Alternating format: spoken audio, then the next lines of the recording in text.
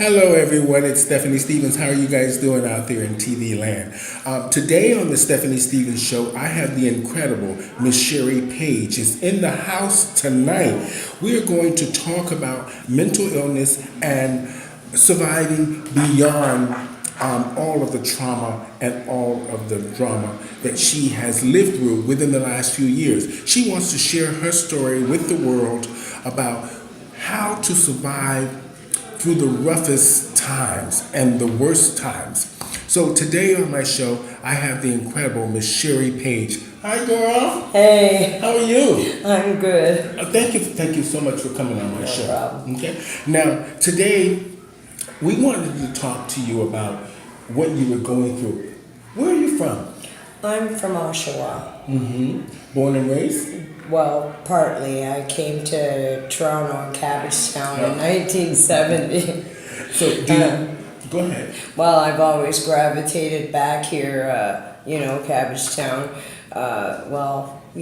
Kind of Regent Park, Cabbagetown. Mm-hmm. Because it was the happiest place I ever lived as a kid. So, wow. It's like I was a free kid, Mm-hmm. I'll call it, but we'll call it. No shoes, dirty, ripped clothes, happy. Get out for going out and playing, don't come home till after supper type thing. Oh. So the hippies looked after us, and so we're raised, so I was lucky. Now, do you have any brothers and sisters? Yes, I do. I have a brother, Johnny. My other brother Shane is, he's passed away. Mm-hmm. My sister Nadine, it was pretty tragic. But so, how old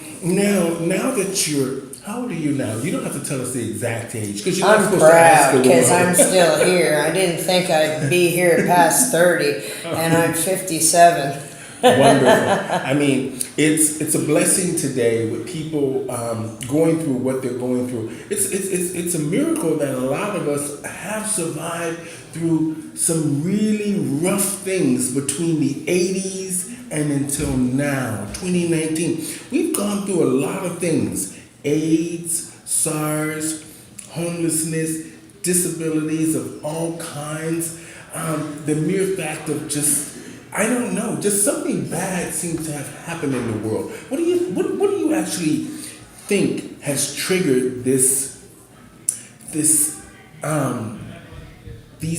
problems? What do you think is going on?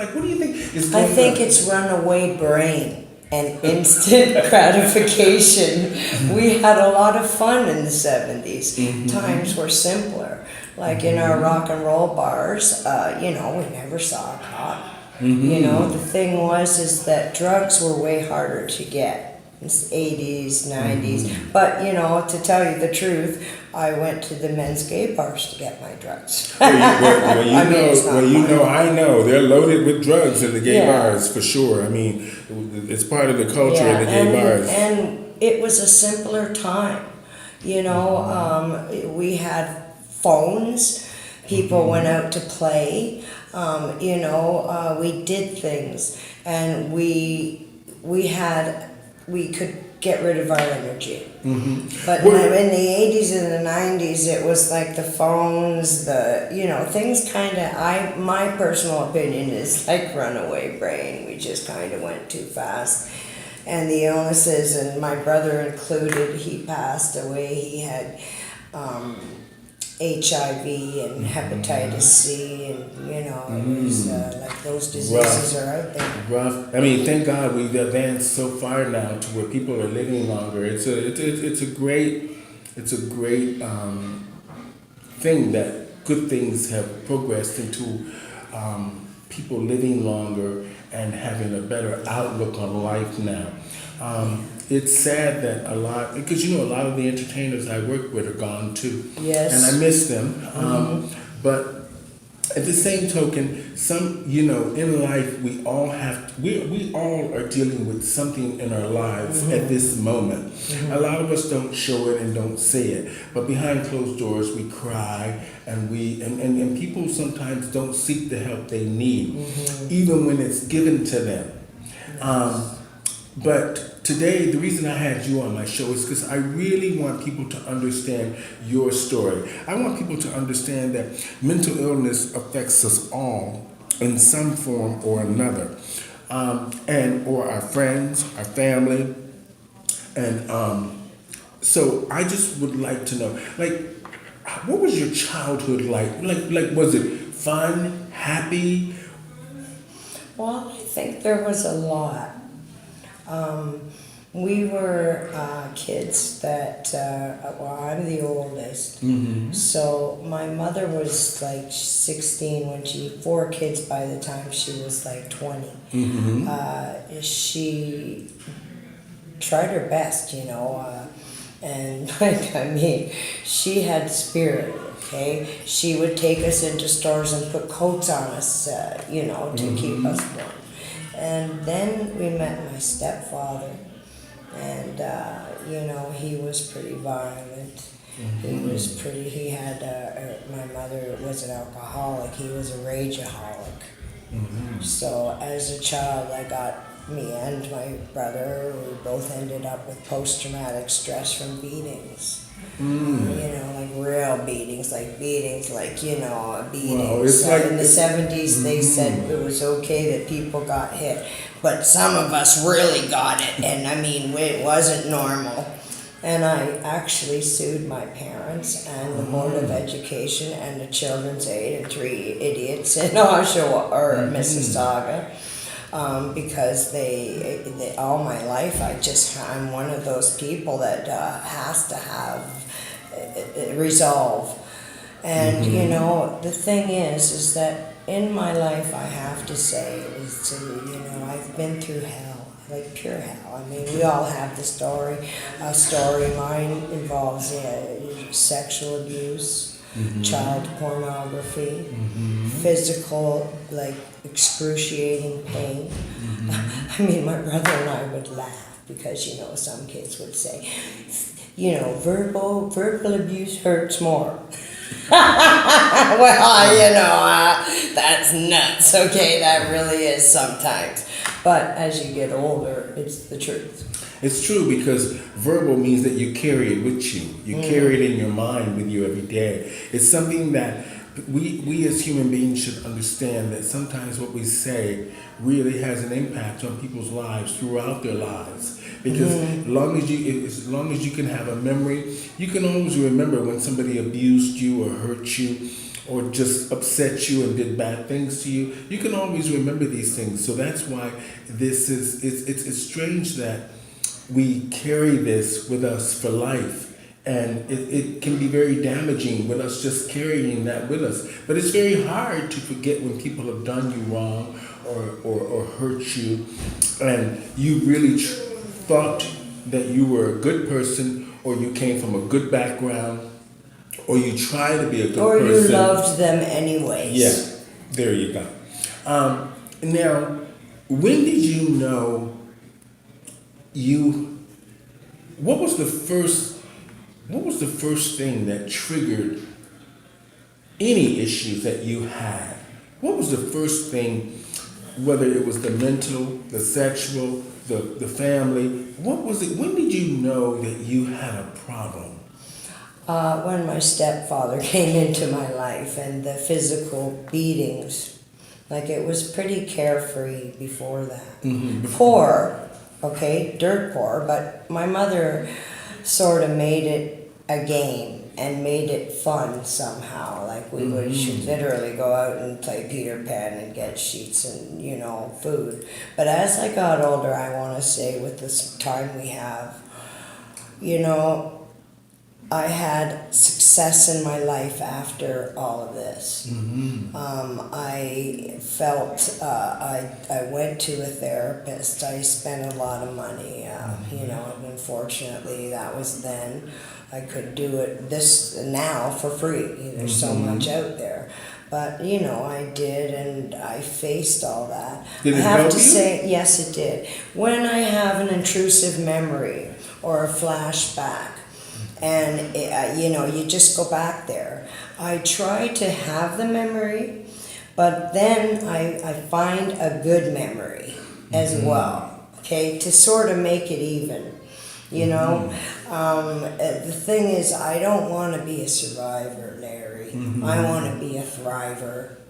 Okay. You know, I want joy and happiness, and I really fight for it through drug addiction, through loss, through beatings, through mental stuff, through sexual abuse, through rape, through mental illness, through being institutionalized, to being trapped inside, rape inside in the violence, and having to turn, you know, to survive. And then get out and find your soft self again, your you know, the self that can be soft and also have strength.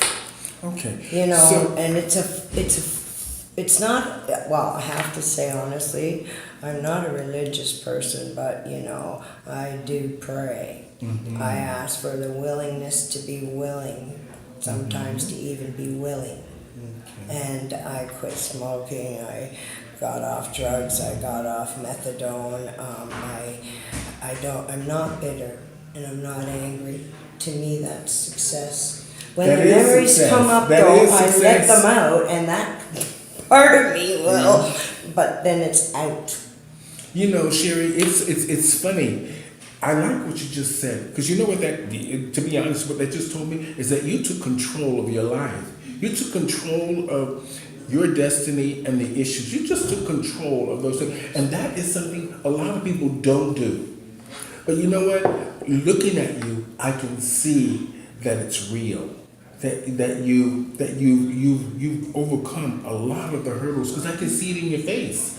And I know sometimes we can hide things, but you can never hide things when they really hurt you. Right. No matter how much of a mask you put on. And trust me, I've been through a lot. Yeah. A lot. But this is your story. I'll tell mine sometimes for you guys, okay? But I am glad to see that you are strong, you're healthy, and you got a new addition to the family, didn't you? Oh, yes, I did. She got a new I've addition been to the trying to family. be subtle. So, and Yes. she told me, like in the summertime, she was going to take care of something that she was insecure about, and something that I deal with all the time. And y'all know what I'm talking about, these two things. And she just had a little bit of a boost. Procedure. Yeah, see, the girls are up. Yes. So I'm glad to see. I mean, you know, sometimes we talk about making things, doing things in our life that makes us feel better and look better. And you actually did it. Now that's amazing. And I saw it when we first were doing the first talking about how the show was gonna go. And I saw them. I didn't want to say anything. Then you brought. You said you don't see anything. And I was like, I saw them. I just. You know, I didn't want to be intrusive. Yes. But I'm glad to see. So, are you happy? Are you happy now, Sherry? No, let me ask this question first. Were you ever in a relationship? Were you ever married? Oh, yes, I've been married twice. I'm still married. I've been separated for 15 years. I've been married since I was 19. Libra, sign is we are marriage. Okay. So what kind of men are you attracted to? Kind, easier going, you know, but strong. You know, and also on the ball. You know, like he has to have sort of his lights on. I don't expect him to lights on, man, lights on. Yeah. Now, looking at your pages, you seem like you like guys that are rock and roll looking, or more of a country and western kind of. Well, maybe a little in between. You know, I've been sort of with somebody, but in the last couple of years we've just, you know, worked out a really great friendship. And that man, you know, I mean, his face, people can judge, but to me, I've seen pretty boys. I've seen rock and roll. Of course, there's beauties, really handsome out there, and you just like. So but this man, his face through my eyes is perfect beauty, So do you like you like musicians? Yes, well, yes, because I need them. I'm a musician. Okay, wonderful. Now, being a musician, let's say, can you do a little song or a little something for us to show us what you went through? Just give us a little taste. Okay. I guess the best song that I can use to represent, I'll just sing. Them that's got shall give, them that's not shall lose. So the Bible says, and it still is news. Mama may have, Papa may have, but God bless the child that got his own. The strong gets more, where the weak ones fade. Empty pockets don't ever make the grade. Mama may have, Papa may have, but God bless the child that got his own. Money, you got lots of brands hanging round your door, but when it's gone and spinning hills, they don't come no more.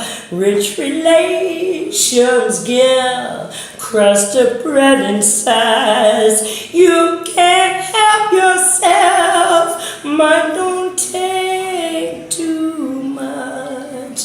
Mama may have. Wonderful. That's amazing. Oh my God. That's a Billie Holiday song. That's great though. I love that. love Oh my her. God, you're so good. And I could feel that you felt the song. You felt it. Yeah. So the way you sang it was strong, powerful. You took control of it. So I think that explained to everybody how she's feeling these days. Things are in a positive direction and going well for Miss Shari Page. Now, I just want to say that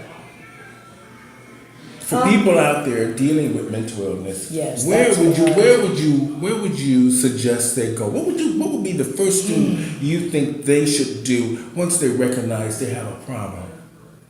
They've got to first get an opinion, and then they can get proactive for themselves and do research. I've been through since my 30th birthday.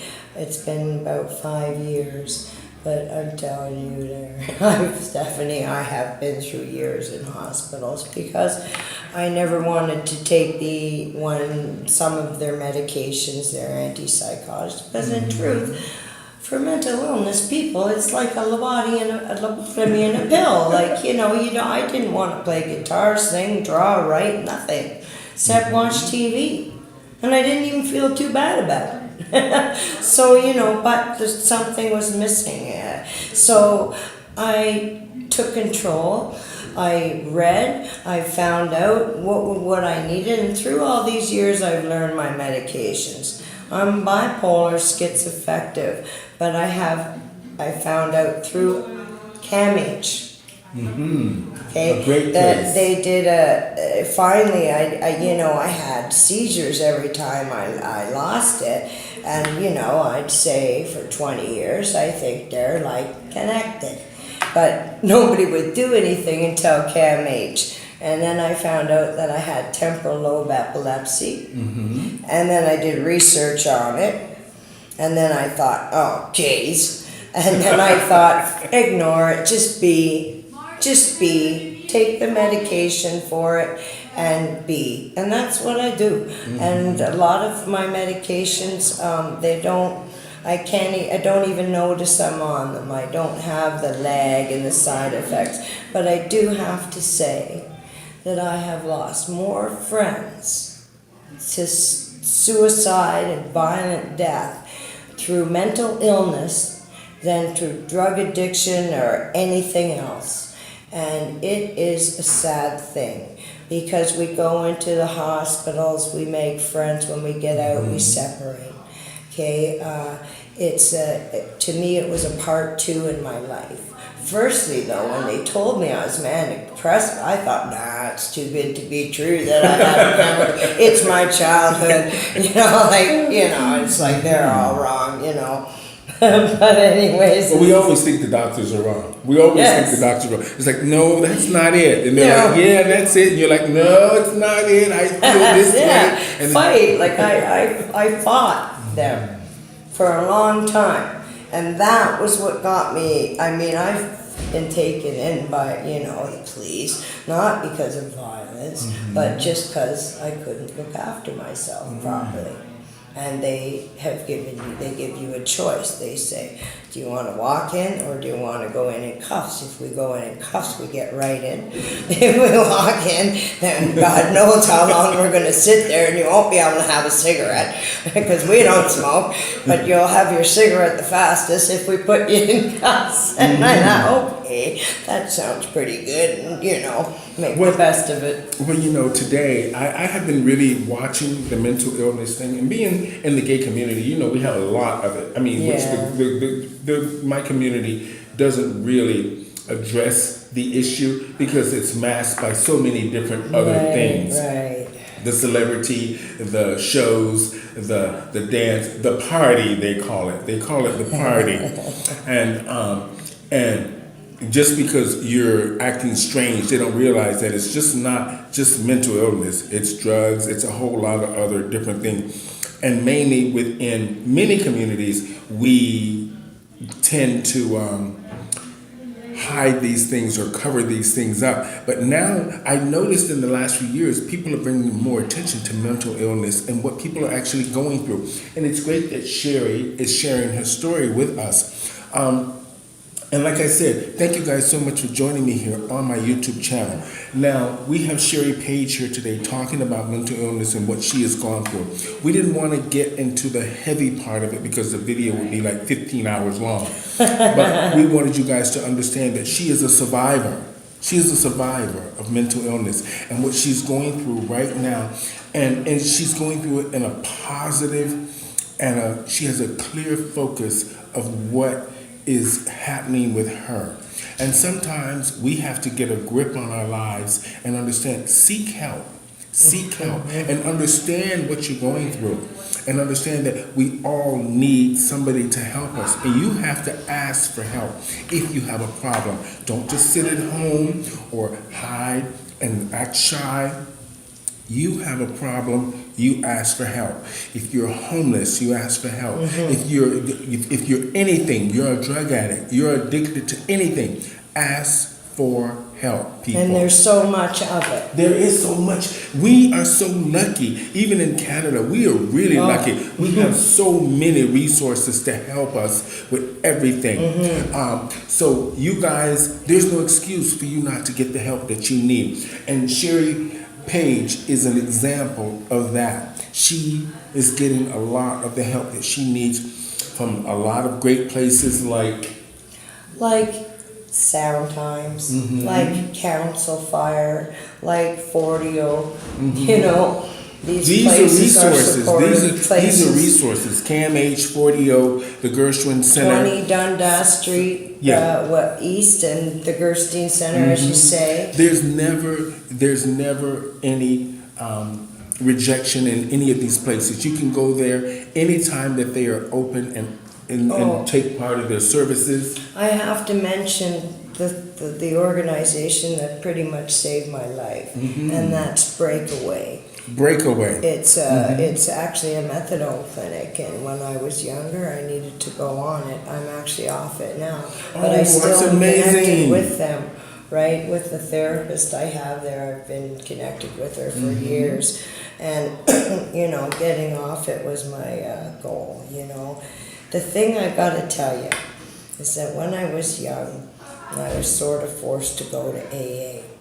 And I went to AA and I learned a lot of their stuff. and I grew up in AA, and it was an actual good thing, but I didn't want to live on the extreme. So I went to a therapist, I got help, said, look, am I one way or the other? I want to do therapy for a year, and then maybe I'll try to have, normality.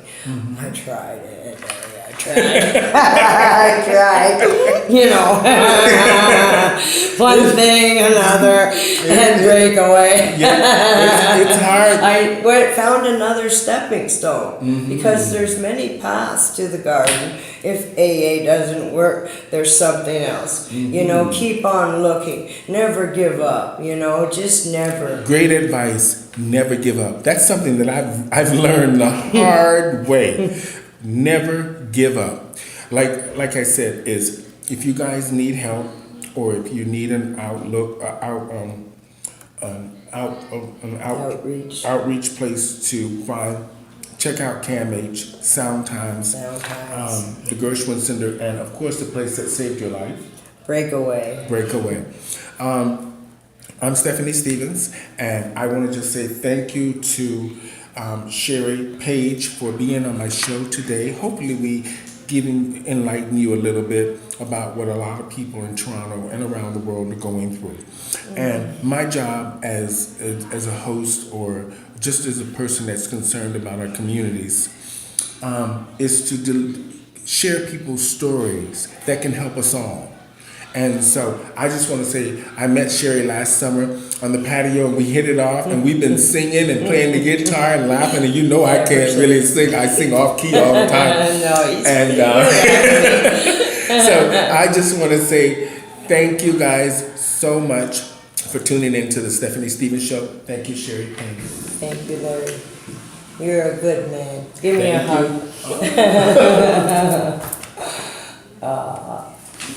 And thank you. Over and out, everybody. Bye-bye. See ya.